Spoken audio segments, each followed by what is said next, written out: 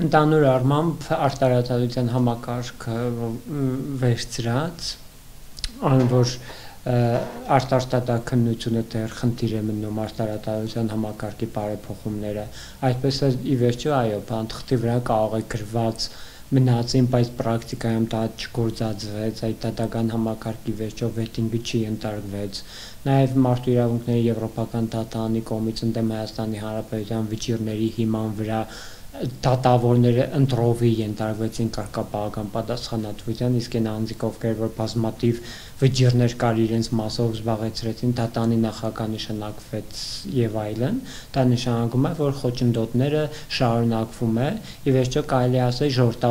ընդդեմ ժողովրդավարության եւ ընդդեմ ժողովրդավարության իրականացմանն է այդ խոչընդոտները, այդպես էլ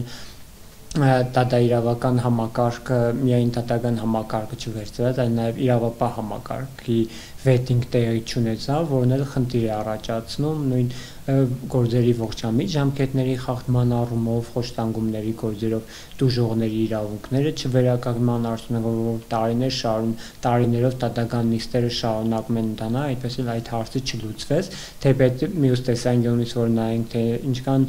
դատավոր է նշանակվել վերջին 1 տարվա ընթացքում, կարծես թե այդ խնդիրը պետք է լուծվեր, դատական նիստերը ավելի պետք է արագ ընտանային դժողների իրավունքները չխախտվեն, բայց ոնց որ համակարգը նույն ձևի է աշխատում, որևէ էական փոփոխություններ տեղի չունեցան, որն էլ նաև արտարտատաքննության խնդիր է առաջացնում նույն ողջամիտ ժամկետների խախտման տեսանկյունից, քանի որ դատական նիստերը 5-6 տարով ցկցկվում է, իսկ դատավորներն են նույն դատական համակարգը ծանրաբեռնվածության արդյունքում չի կարող այդ դատական օրվա մեջ կամ